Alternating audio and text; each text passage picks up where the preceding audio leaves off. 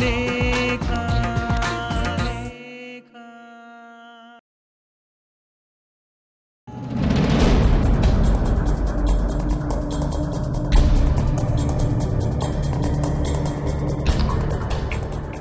ಚಿತ್ರಲೇಖ ಪತ್ರಿಕೆಯ ಪಿಲ್ಲರ್ಗಳು ಏನು ಆಕಾಶನೇ ತಲೆ ಮೇಲೆ ಬಿದ್ದೋರ್ ತರ ಅಂಬೋ ಅಂತ ಕೂತಿದ್ರಿ, ಏನ್ ಸಮಾಚಾರ? ಬಾರ ಇಲ್ಲಿ. ರೆಸ್ಪೆಕ್ಟ್. ನ್ಯೂ ಚಿತ್ರಲೇಖ ಪತ್ರಿಕೆಯ ಮಾಲೀಕ ನಾನು, ಮ್ಯಾನೇಜಿಂಗ್ ಎಡಿಟರ್. ನೋಡ್ಕೊಂಡು ಮಾತಾಡಿ. ಯಾವ ಸೀಮೆ ಮಾಲೀಕನಯ್ಯ ನೀನು? ಮಾಲೀಕನಾಗಿ ಯೋಗ್ಯತೆ ಇದೆಯಾ ನಿನಗೆ? ಮ್ಯಾನೇಜಿಂಗ್ ಎಡಿಟರ್ ಪೋಸ್ಟ್ ಬೆಲೆ ಗೊತ್ತಾ ನಿನಗೆ? ಸತ್ಯದೇವ್, ಮರ್ಯಾದೆ ಮರ್ಯಾದೆ ಮೊದಲು. ಏನ್ ಮಾಡಕ್ ಹೊರಟಿದಿ ನೀನು? ಅಂದ್ರೆ ಅನಿರುದ್ಧ್, ನಿಮ್ ಇತಿ ಮಿತಿ ತಿಳ್ಕೊಂಡು ಕೆಲಸ ಮಾಡಿ. ನೀವ್ ದೊಡ್ಡದಾಗಿ ಕೆಲಸ ಮಾಡ್ತಾ ಇನ್ನೊಬ್ರಿಗೆ ತೊಂದರೆ ಮಾಡೋದಲ್ಲ. ಓಹೋ, ಮಾವ ಸೊಸೆ ಇಬ್ರು ಒಟ್ಟಿಗೆ ಅಟ್ಯಾಕ್ ಮಾಡ್ಬೇಕು ಅಂತ ತೀರ್ಮಾನ ಮಾಡ್ಬಿಟ್ಟಿದ್ರಿ? ಹೌದು, ಅಟ್ಯಾಕ್ ಮಾಡ್ತಾ ಇದೀವಿ. ನಿಮ್ಗೆ ಎಥಿಕ್ಸ್ ಅನ್ನೋದಿದೆಯಾ? ಪತ್ರಿಕಾ ಧರ್ಮ ಅನ್ನೋದು ಗೊತ್ತಿದ್ಯಾ? ಓಹೋ ತೇಜಮ್ನೂರು ರೌದ್ರಾವತಾರ ತಾಳ್ಬಿಟ್ಟಿದ್ರಿ. ಏನ್ ಎಥಿಕ್ಸು? ನನಗೆ ಗೊತ್ತಿಲ್ಲದಿರೋ ಪತ್ರಿಕಾ ಧರ್ಮ ಯಾವುದು ಅಂತ ಗೊತ್ತಾಗ್ಲಿಲ್ಲ. ನಮ್ ಪತ್ರಿಕೆ ಸ್ಟಾಫ್ ಮೆಂಬರ್ಸು ನಮ್ ಜೊತೆ ಚೆನ್ನಾಗಿ ಕೆಲಸ ಮಾಡ್ಕೊಂಡಿದ್ದಾರೆ. ನೀವೇನ್ ಅವ್ರ ದಾರಿ ತಪ್ಸೋದು? ದಾರಿ ತಪ್ಸೋದಾ? ನಿಮ್ ಪತ್ರಿಕೆಗೆ ಕೆಲಸ ಮಾಡೋದಕ್ಕೆ ಜನ ಸಿಗ್ತಾ ಇಲ್ಲ ಅಂತ ನಮ್ ಸ್ಟಾಫ್ಗೆ ಆಸೆ ತೋರಿಸಿ ನಿಮ್ ಪತ್ರಿಕೆಗೆ ಹೇಳ್ಕೊಳ್ಳೋ ಹುನ್ನಾರ ಮಾಡ್ತಾ ಇದೀರಲ್ಲ, ಇದೆಷ್ಟು ಮಟ್ಟಿಗೆ ಸರಿ? ಅರೆ, ನನ್ನ ಪತ್ರಿಕೆಗೆ ಸ್ಟಾಫ್ ಬೇಕಿತ್ತು, ಅವ್ರನ್ನ ಎಲ್ಲಿಂದನಾದ್ರೂ ಕರೆಸ್ಕೋತೀನಿ. ಅದನ್ನ ಕೇಳಕ್ ನೀವ್ಯಾರು? ನಿಮ್ಗೆ ಸ್ಟಾಫ್ ಬೇಕು ಅಂತಂದ್ರೆ ಎಲ್ಲಿಂದ ಬೇಕಾದ್ರೂ ಕರೆಸ್ಕೊಳ್ಳಿ. ಅದೇ ನಮ್ ಪತ್ರಿಕೆ ಬಿಟ್ಟು ಬರೋ ಹಾಗೆ ನಮ್ ಸ್ಟಾಫ್ನವ್ರನ್ನ ಯಾಕೆ ಪ್ರವೋಕ್ ಮಾಡಿದೀರಾ? ಅವರು ನಿಮ್ಮ ಹತ್ರ ಕೆಲಸ ಬಿಟ್ಟು ನನ್ನ ಪತ್ರಿಕೆ ಕೆಲ್ಸಕ್ಕೆ ಬರ್ತಿದ್ದೀನಿ ಅಂತ ಹೇಳಿದಾರ? ಹೌದು, ಬಂದ್ ಹೇಳಿದ್ರು, ಅದಕ್ಕೆ ಕೇಳ್ತಾ ಇರೋದು. ಹಾಗಾದ್ರೆ ಪ್ರಾಬ್ಲಮ್ ನಿಮ್ಮಲ್ಲೇ ಇರುತ್ತೆ. ಕೆಲಸಗಾರರಿಗೆ ಸರಿಯಾಗಿ ಸಂಬಳ ಕೊಟ್ಟು ಪ್ರೀತಿ ವಿಶ್ವಾಸದಿಂದ ನೋಡ್ಕೊಂಡ್ರೆ ನಿಮ್ಮ ಪತ್ರಿಕೆ ಬಿಟ್ಟು ನನ್ನ ಪತ್ರಿಕೆಗೆ ಹೇಗೆ ಬರ್ತಾರೆ ಹೇಳಿ? ಯಾರು ಹೇಳಿದ್ದು? ನಾವ್ ನಮ್ ಸ್ಟಾಫ್ಗೆ ಸರಿಯಾಗಿ ಸಂಬಳ ಕೊಡ್ತಾ ಇದೀವಿ. ನೀವೇ ಇಲ್ಲದೇ ಇರೋ ಆಸೆ ತೋರಿಸ್ತಾ ಇರೋದು. ಹೌದು, ನಾನೊಬ್ಬ ಮಾಲೀಕ, ಆಸೆ ಆಮಿಷ ತೋರಿಸ್ತಿರ್ತೀನಿ. ಅದು ಬಿಸ್ನೆಸ್ ಟ್ಯಾಕ್ಟಿಕ್ಸು. ನಿಮ್ಮ ಕೈಯಲ್ಲಿ ಸಾಧ್ಯ ಇದ್ರೆ ನೀವು ಮಾಡಿ. ನಿಮ್ಮ ಅಸಹಾಯಕತೆಗೆ ನನ್ನ ಮೇಲೆ ಕೂಗಾಡೋದು ತಪ್ಪಲ್ವಾ ತೇಜಸ್ವಿನಿ ಅವರೇ? ನಮ್ ಪತ್ರಿಕೆ ಬೀಳಿಸ್ಬೇಕು ಅನ್ನೋದು ನಿಮ್ ಉದ್ದೇಶ. ಅದಕ್ಕೆ ಈ ತರ ತಂತ್ರ ಮಾಡ್ತಾ ಇದ್ದೀರಾ. ಈ ತರ ಚೀಪ್ ಗಿಮಿಕ್ಸ್ ಎಲ್ಲ ಬೇಡ, ಇದು ಸರಿಯಲ್ಲ. ಗಿಮಿಕ್ಸೆ ಇಲ್ಲ ಅಂತ ನಾನು ಹೇಳ್ತಿಲ್ವಲ್ಲ. ನಿಮ್ಮ ಪತ್ರಿಕೆನ ಬರೀ ಬೀಳ್ಸೋದಲ್ಲ, ತುಳಿಬೇಕು ಅನ್ನೋದು ನನ್ನ ಉದ್ದೇಶ. ನಾನೇ ಘಂಟಾಘೋಷವಾಗಿ ಹೇಳ್ತಿದ್ದೀನಲ್ಲ, ಇನ್ನೇನು? ಅನಿರುದ್ಧ, ನೀನು ನಮ್ಮ ಸ್ಟಾಫ್ ತಲೆ ಕೆಳಿಸಿ ಅವ್ರೇನಾದ್ರು ಕೆಲಸ ಬಿಟ್ರೆ ನಾನು ಸುಮ್ಮನೆ ಇರಲ್ಲ ನೋಡು. ಮತ್ತೆ ನನ್ನ ಮೇಲೆ ಆರೋಪ ಹೊರಿಸಿದ್ರೆ ಹೇಗೆ? ನೀವು ಅವ್ರನ್ನ ಸರಿಯಾಗಿ ನೋಡ್ಕೊಳ್ಳಿ ಸ್ವಾಮಿ. ನಾನು ಅವ್ರಿಗೆ ಆಫರ್ ಕೊಡ್ತಿರ್ತೀನಿ, ಬರ್ತಾರೆ. ನೀವ್ಯಾಕೆ ಒದ್ದಾಡ್ತಿದ್ದೀರಿ? ನಾನು ಮತ್ತೆ ಮತ್ತೆ ಅವ್ರಿಗೆ ಆಫರ್ ಕೊಡ್ತಾನೆ ಇರ್ತೀನಿ. ನನ್ನ ಕೆಲಸಗಾರರು ಬೇಕು. ನಿಮ್ಮ ಹಾಗೆ ಸಣ್ಣ ಪುಟ್ಟ ಸಂಬಳ ಕೊಡಲ್ಲ ಸ್ವಾಮಿ ನಾನು. ಕೈ ತುಂಬ ಸಂಬಳ ಕೊಡ್ತೀನಿ. ನಿಮ್ಮ ಕೈಯಲ್ಲಿ ತಾಕತ್ತಿದ್ರೆ ನೀವು ಕೊಡಿ. ಅನಿರುದ್ಧ, ಹೌದು, ನನ್ನ ಹೆಸರೇ, ನೀವಿಟ್ಟಿರೋದು.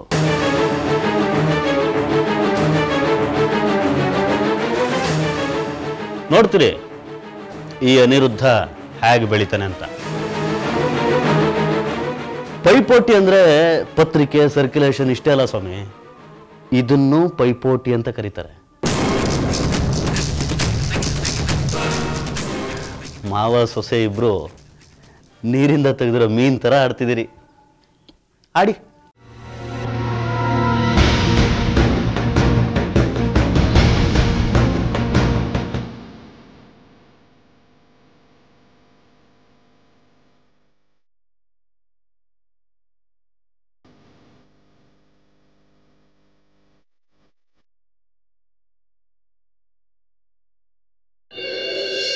ಬನ್ನಿ ಜೋಯಿಸ್, ಬನ್ನಿ. ಅನಿ, ಬಾರೋ.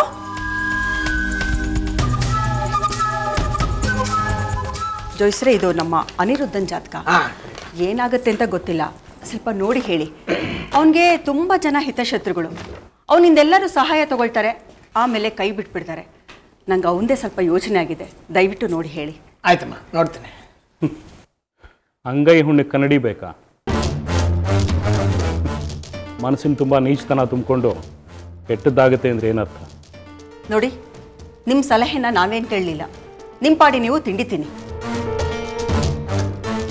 ಜೋಸ್ರೆ, ನೀವು ನೋಡಿ. ಆಯ್ತಮ್ಮ. ಇಷ್ಟು ವರ್ಷ ಒಂದು ಕಡೆ ಮಣ್ಣು ಹೊತ್ತ ಎಲ್ಲ ನೀರಿನಲ್ಲಿ ಹೋಮ ಮಾಡಿದಾಗಾಯ್ತು. ನನಗಂತೂ ಅವಂದೇ ಚಿಂತೆ ಆಗೋಗ್ಬಿಟ್ಟಿದೆ. ವಿನಾಕಾರಣ ಪೊಲೀಸ್ ಸ್ಟೇಷನ್ಗೆ ಹೋಗಿ ಬಂದ. ಏನು ದೋಷ ಇದೆ ಅಂತ ದಯವಿಟ್ಟು ನೋಡಿ ಹೇಳ್ತೀರಾ?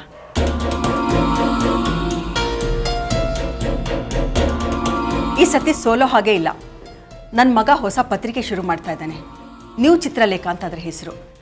ಅದರ ಸಾಧಕ ಬಾಧಕಗಳು ಹೇಗಿದೆ ಅಂತ ನೋಡಿ ಹೇಳಿ.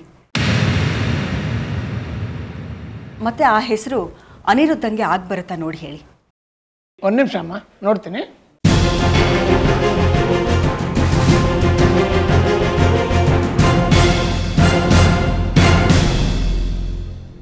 ನ್ಯೂ ಚಿತ್ರಲೇಖ ತುಂಬ ಚೆನ್ನಾಗಿದೆ. ನಿಮ್ಮ ಮಗ ಅನಿರುದ್ಧಿಗೆ ಬಹಳ ಸೊಗಸಾಗಿ ಸೂಟ್ ಆಗುತ್ತೆ. ಹೌದಾ? ತಲೆನೇ ಕೆಡಿಸ್ಕೋಬೇಡಿ, ಹಣದ ಹೊಳೆನೇ ಹರಿಯುತ್ತೆ. ನಿಮ್ಮ ಪತ್ರಿಕೆ ತುಂಬ ಚೆನ್ನಾಗಿ ಹೆಸರು ಮಾಡುತ್ತೆ. ಇನ್ನು ಮುಂದೆ ಯಾರು ಏನೂ ಮಾಡೋಕ್ಕಾಗಲ್ಲ. ಈಗ ನಿಮ್ಮ ಮಗನಿಗೆ ತುಂಬ ಒಳ್ಳೆಯ ಯೋಗ ಇದೆ. ಅವರೇ ಸ್ವಂತ ಪತ್ರಿಕೆ ಪ್ರಾರಂಭ ಮಾಡಿದರೆ ತುಂಬ ಚೆನ್ನಾಗಿ ಸಕ್ಸಸ್ ಆಗ್ತಾರೆ. ಹೌದಾ? ಹೂಮ್ಮ, ನೋಡಿ ಎಲ್ಲ ಇಲ್ಲೇ ಕಾಣಿಸ್ತಾ ಇದೆಯಲ್ಲ. ತುಂಬ ಸಂತೋಷ ಜೋಯಿಸ್ರೆ, ತುಂಬ ಸಂತೋಷ. ನನ್ನ ಮಗನಿಗೆ ಏನಾಗ್ಬಿಡುತ್ತೋ ಅಂತ ಹೆದರಿದ್ದೆ. ಸ್ವಂತ ಜನಗಳೇ ಇವನು ಏಳಿಗೆ ಸಹಿಸೋದಿಲ್ಲ. ಅಂಥವ್ರ ಮಧ್ಯದಲ್ಲಿ ಇವನಿಗೆ ಮೇಲೆ ಬರಬೇಕಲ್ಲ. ಇನ್ನು ಮೇಲೆ ಖಂಡಿತವಾಗ್ಲೂ ಮೇಲೆ ಬರ್ತಾರಮ್ಮ. ಥ್ಯಾಂಕ್ಸ್ ಜೋಯಿಸ್ರೆ. ಈ ಸಾರಿ ಸಕ್ಸಸ್ ನಂದೇ ಅಂತ ಗೊತ್ತಿತ್ತು. ನನಗೆ ನನ್ನ ಮೇಲೆ ತುಂಬ ಕಾನ್ಫಿಡೆನ್ಸು. ಆದರೂ ನಿಮ್ಮನ್ನ ಒಂದು ಸಲ ಕೇಳಿ ತಿಳ್ಕೊಳ್ಳೋಣ ಅಂತ ಕರೆಸ್ತೆ. ಈಗಾಗಲೇ ನಮ್ಮ ಪತ್ರಿಕೆ ಶುರು ಆಗ್ತಿದೆ ಅಂತ ಎಷ್ಟೋ ಜನಕ್ಕೆ ನಡುಕ ಹುಟ್ಟುಬಿಟ್ಟಿದೆ. ಅಲ್ಲಾಡಿ ಹೋಗಿದ್ದಾರೆ. ಅಷ್ಟು ಸಾಕು ನನಗೆ.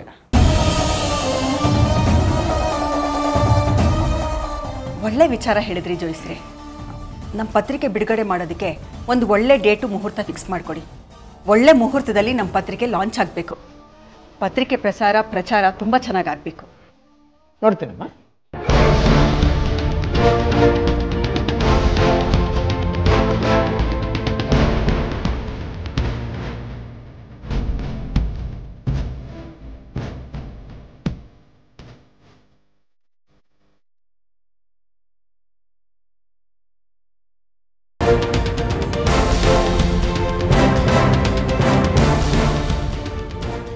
ತಗೊಳ್ಳಿಮ್ಮ, ಬಹಳ ಒಳ್ಳೆ ಮುಹೂರ್ತ ಇಟ್ಕೊಟ್ಟಿದ್ದೀನಿ. ನಿಮ್ಮ ಕೆಲಸನ ಬಹಳ ಬೇಗ ಶುರು ಮಾಡ್ಕೊಳ್ಳಿ. ನಿಮ್ಮ ಪತ್ರಿಕೆಗೆ ಬಹಳ ದೊಡ್ಡ ಮಟ್ಟದಲ್ಲಿ ಹೆಸರು ಬರುತ್ತೆ. ತುಂಬ ಸಂತೋಷ ಜೋಯಿಸ್ರೆ.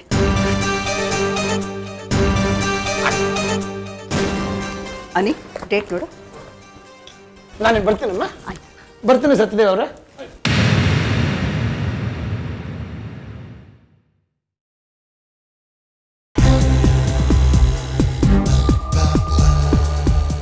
ಸರ್, ನತಾಶಾ ಬನ್ರಿ.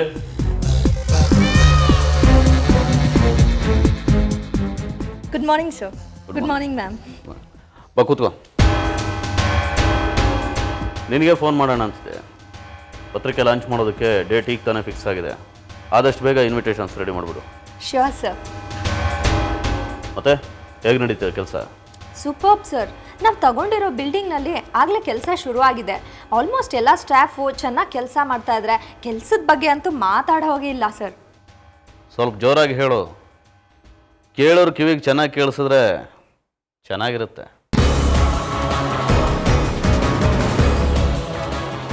ಹಾಗೆ ಮರ್ತಿದ್ದೆ ಸರ್, ಎಂಟೈರ್ ಸ್ಟೇಟ್ನಿಂದ ನ್ಯೂ ಚಿತ್ರಲೇಖ ಪತ್ರಿಕೆಗೆ ಏಜೆನ್ಸಿ ಬೇಕು ಅಂತ ತುಂಬ ಜನ ಕಾಲ್ ಮಾಡ್ತಾ ಇದ್ದಾರೆ. ಹೌದಾ? ಹ್ಞೂ ಸರ್, ನಾನು ಸ್ಟ್ರಿಕ್ಟಾಗಿ ಹೇಳ್ಬಿಟ್ಟಿದ್ದೀನಿ, ಯಾರು ಜಾಸ್ತಿ ಡೆಪಾಸಿಟ್ ಕೊಡ್ತಾರೋ ಅವ್ರಿಗೆ ನಮ್ಮ ಏಜೆನ್ಸಿ ಕೊಡೋದು ಅಂತ. ಎಷ್ಟೊಂದು ಜನ ಏಜೆಂಟ್ಸು ತುದಿಗಾಲ್ನಲ್ಲಿ ನಿಂತಿದ್ದಾರೆ.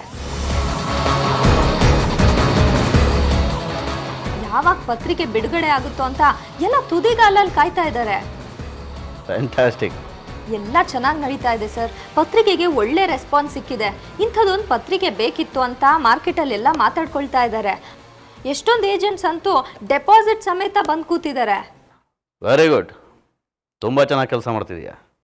Thank you sir. ಆಮೇಲೆ ಹೇಗೂ ಡೇಟ್ ಸಿಕ್ಕಿದೆಯಲ್ಲ, ಇನ್ವಿಟೇಷನ್ಸ್ ಇಮಿಡಿಯೇಟಾಗಿ ರೆಡಿ ಮಾಡು. ನಮ್ಮ ಆಫೀಸ್ನಲ್ಲೇ ಪತ್ರಿಕೆ ಲಾಂಚ್ ಮಾಡಿಬಿಡೋಣ. Sure sir.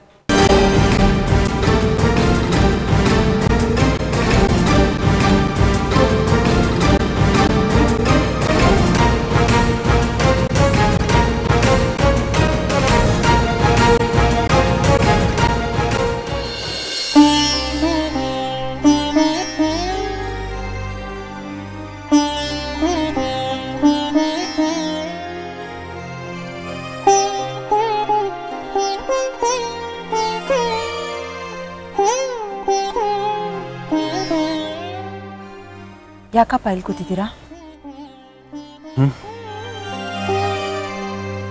ಸುಮ್ಮನೆ ಕೂತಿದ್ದೀನಮ್ಮ. ಯಾಕಪ್ಪ, ನಿಮ್ಮ ಮನಸ್ಸಿಗೆ ಏನಾದರೂ ಬೇಜಾರಾಗಿದೆಯಾ? ಬೇಜಾರಾಗಿಲ್ಲ ಅಂದರೆ ಸುಳ್ಳು ಹೇಳ್ದಾಗುತ್ತೆ. ಬೇಜಾರಾಗಿದೆ. ಯಾವ ವಿಷಯಕ್ಕೆ? ನಿಮ್ಮಮ್ಮ ನಿನ್ನ ಪ್ರೇಮ್ ವಿಚಾರ ಎಲ್ಲ ಹೇಳಿದ್ ನನಗೆ.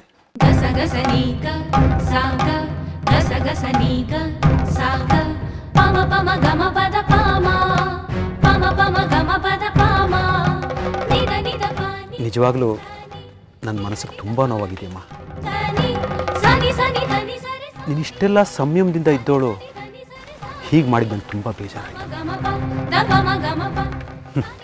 ನಿನ್ನ ಮದುವೆ ಹಾಗೆ ಮಾಡಬೇಕು, ಹೀಗೆ ಮಾಡಬೇಕು ಇದೆಲ್ಲ ಎಷ್ಟು ಕನಸು ಕಂಡಿದ್ದೆ ನಾನು. ಈಗ ನಿನ್ನ ಕಾರಣಕ್ಕೆ ನಿನ್ನ ಮದುವೆನ ಸಿಂಪಲ್ ಆಗಿ ದೇವಸ್ಥಾನದಲ್ಲಿ ಮಾಡೋ ಹಾಗಾಯಿತು.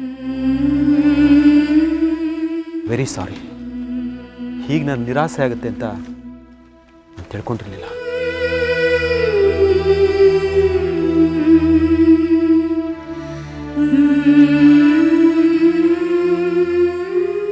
ಸಾಕ್ಷಿ,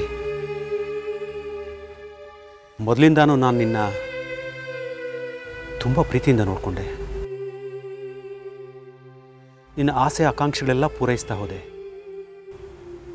ಯಾವ ಕೆಲಸನೂ ಈ ರೀತಿ ಮಾಡು ಆ ರೀತಿ ಮಾಡು ಅಂತ ಒತ್ತಾಯ ಮಾಡಿದವನಲ್ಲ.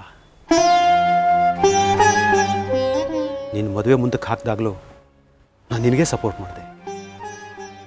ಚಿತ್ರಲೇಖಾ ಪತ್ರಿಕೆಯಲ್ಲಿ ಪ್ರಮೋಷನ್ ಸಿಕ್ಕಿದೆ, ನಾನು ಕೆಲಸಕ್ಕೆ ಹೋಗಲೇಬೇಕು ಅಂತ ನೀನು ಹಠ ಹಿಡಿದೆ. ಆಗಲೂ ನಾನು ನಿನ್ನ ಸಪೋರ್ಟ್ ಮಾಡಿದೆ. ನಿನ್ನ ವಿಚಾರದಲ್ಲಿ ನಾನಷ್ಟು ಒಳ್ಳೆಯವನಾಗಿದ್ದೆ ತಪ್ಪಾಗೋಯ್ತೇನೋ ಅನ್ನಿಸ್ತಾ ಇದೆ. ನಿನ್ನಿಂದ ನಾನು ಇದು ನಿರೀಕ್ಷೆ ಮಾಡಿರಲಿಲ್ಲ ಸಾಕ್ಷಿ. ಯಾರಿಗಾದ್ರೂ ಗೊತ್ತಾದರೆ ಎಷ್ಟು ಅವಮಾನ ಆಗುತ್ತೆ ಯೋಚನೆ ಮಾಡು. ಪ್ರೇಮ್ಗಾದ್ರೂ ಸಂಯಮ ಇರಬೇಕಾಗಿತ್ತು. ಛೇ, ನನಗೆ ಈ ವಿಚಾರ ಎಲ್ಲ ಮಾತಾಡೋಕ್ಕೆ ತುಂಬ ಮುಜುಗರ ಆಗುತ್ತೆ ಸಾಕ್ಷಿ. ನಿಮ್ಮಮ್ಮ ಈ ವಿಚಾರ ಮುಚ್ಚಿಟ್ಟಿದ್ಲು, ಈಗ ಬಾಯಿ ಬಿಡ್ತಾ ಇದ್ದಾಳೆ. ನಾನು ನಿನಗೆ ಇಷ್ಟು ಸಲಿಗೆ ಕೊಟ್ಟಿದ್ದೆ ತಪ್ಪಾಗೋಯ್ತು ಸಾಕ್ಷಿ.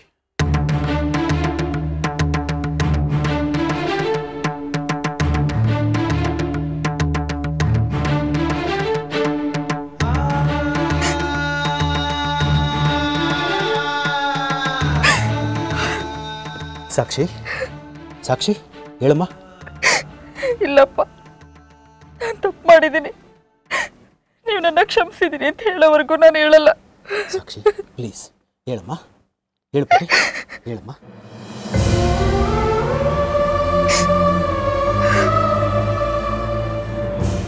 ನಾನು ದುಡುಕ್ ಬಿಟ್ಟಿದ್ದೀನಿ,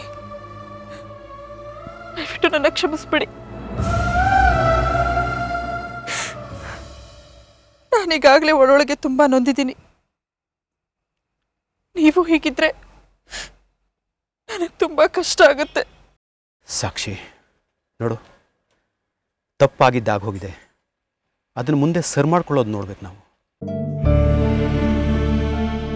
ನನಗೆ ನೋವಾದ ವಿಚಾರ ಏನು ಗೊತ್ತಾ, ನೀನು ಇಷ್ಟು ತಿಳಿದವಳು ಜಾಣೆ, ಹೀಗೆ ಮಾಡಿಬಿಟ್ಟಿಲ್ಲ ಅಂತ ನಂಗೆ ಬೇಜಾರು ಅಷ್ಟೆ. ಸಾಕ್ಷಿ, ಚರಣ ತಪ್ಪಿದ್ರೆ ಮರಣ ಅಂತ ಹೇಳ್ತಾರೆ. ಜೀವನದಲ್ಲಿ ಮನುಷ್ಯ ಒಂದು ತಪ್ಪು ಹೆಜ್ಜೆ ಇಟ್ಟರೆ ಎಂಥ ಅನರ್ಥಕ್ಕೆ ಕಾರಣ ಆಗುತ್ತೆ ಯೋಚನೆ ಮಾಡು. ಸರಿ, ಈಗ ಆಗಿದ್ದಾಗೋಯ್ತು, ಇನ್ನು ಮುಂದೆ ಆಗೋ ಕೆಲಸಗಳು ನೋಡೋಣ.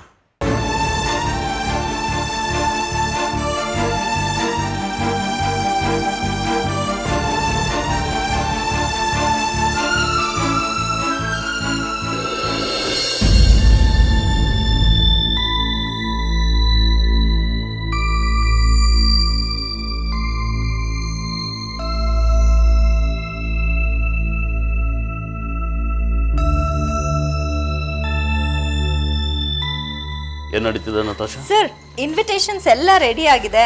ಇದು ನಮ್ಮ VIPsಗೆ ಮತ್ತು ಇದು ನಮ್ಮ ಸ್ಪೆಷಲ್ ಗೆಸ್ಟ್ಸ್ ಇನ್ವೈಟೀಸ್ಗೆ, ಹಾಗೆ ಇದು ಎಲ್ರಿಗೆ ಕೊಡಲಿಕ್ಕೆ. ನೀವೊಂದ್ಸರಿ ನೋಡಿಬಿಡಿ. ಇಷ್ಟು ಬೇಗ ರೆಡಿ ಆಯ್ತಾ? ಹಾಂ ಸರ್, ನೀವು ನೆನ್ನೆ ಕಂಟೆಂಟ್ ಕೊಟ್ಟ ತಕ್ಷಣವೇ ಡಿಸೈನ್ ಎಲ್ಲ ರೆಡಿ ಮಾಡಿಸಿ ಪ್ರಿಂಟ್ಗೂ ಕೊಟ್ಬಿಟ್ಟೆ. Fantastic, very good. ಹೇಗಿದೆಯಮ್ಮ? ತುಂಬ ಚೆನ್ನಾಗಿದೆ ಕಣೋ. ನತಾಶಾ ಕೈ ಇಟ್ಲು ಅಂದಮೇಲೆ ಅಲ್ಲಿ ಸಕ್ಸಸ್ಸೇ. ಬೆರಳು ತೋರಿಸಿದ್ರೆ ಹಸ್ತ ನಂಬಿಡ್ತಾಳೆ. ವೆರಿ ಗುಡ್ ನಟಾಶಾ, ಬಹಳ ಚೆನ್ನಾಗಿದೆಯಮ್ಮ. ನತಾಶಾ, ಎಲ್ಲ ಗೆಸ್ಟ್ಗಳಿಗೂ ಇನ್ವಿಟೇಷನ್ ಕಳಿಸ್ಬಿಡು, ಎಲ್ಲರೂ ಬರಬೇಕು. ಓಕೆ? Sure sir. ಹಾಂ, ಇನ್ವಿಟೇಷನ್ ಕೊಡಿ.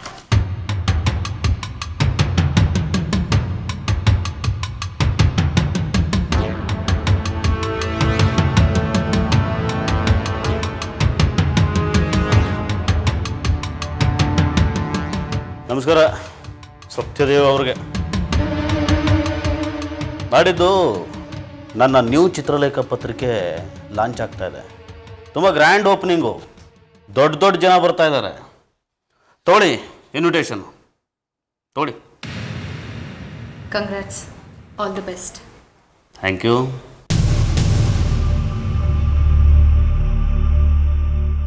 ಇನ್ವಿಟೇಷನ್ ಕೊಟ್ಟಿದ್ದೀನಿ ಅಂತ ಬರೋಕ್ಕೆ ಹೋಗಬೇಡಿ. ನೀವು ಬರಬಾರ್ದು ಅಂತಲೇ ಇನ್ವಿಟೇಷನ್ ಕೊಟ್ಟಿರೋದು ನಿಮಗೆ.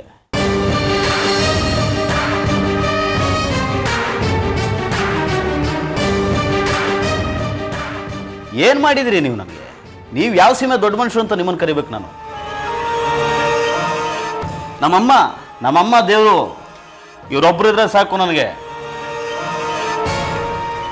ಇನ್ನೊಂದ್ಸಲ ಹೇಳ್ತಾ ಇದ್ದೀನಿ, ದಯವಿಟ್ಟು ಬರೋಕ್ಕೆ ಹೋಗಬೇಡಿ.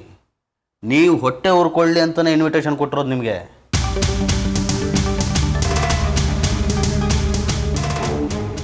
ನನಗೆ ಖುಷಿ ಹಂಚ್ಕೊಳ್ಳೋಕ್ಕೆ, ನನಗೆ ವಿಶ್ ಮಾಡೋದಕ್ಕೆ 1000 ಜನ ಇದ್ದಾರೆ. ನೀವುಗಳು ಬರೋ ಅವಶ್ಯಕತೆ ಇಲ್ಲ. ನೀವು ಬಂದು ನನ್ನ ಪತ್ರಿಕೆಗೆ ಒಳ್ಳೇದಾಗದೇ ಇರಲಿ ಅಂತ ಶಾಪ ಹಾಕ್ಬಿಡ್ತೀರಿ. ಬೆಟರ್ ನೀವು ಇಲ್ಲಿರೋದೇ ಒಳ್ಳೇದು, ಬರೋಕ್ಕೆ ಹೋಗಬೇಡಿ. ಅನಿ, ಹಾಗೆಲ್ಲ ಮಾತಾಡ್ತಾರೇನೋ? ಸತ್ಯದೇವ್, ಖಂಡಿತ ನೀವು ಬರಲೇಬೇಕು. ತೇಜಸ್ವಿನಿ, ನೀನು ಬರಬೇಕು. ಅನಿ ಈ ಥರ ಇಲ್ಲ ಅಂದ ಅಂತ ಅದನ್ನೆಲ್ಲ ತಲೆ ಹಚ್ಕೊಳಕ್ಕೆ ಹೋಗ್ಬೇಡಿ.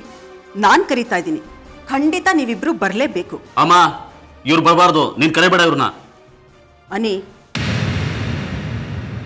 ನೋಡಿ, ನಾನು ಕರೀತಾ ಇದ್ದೀನಿ, ನೀವಿಬ್ರು ಬಂದೇ ಬರ್ತೀರಾ. ಅನಿ, ಅವರಿಬ್ರು ಬರ್ತಾರೆ, ನಾನು ಹೇಳ್ತಾ ಇದ್ದೀನಿ. ನಡಿ ನೀನು, ನಡಿ ಅನಿ.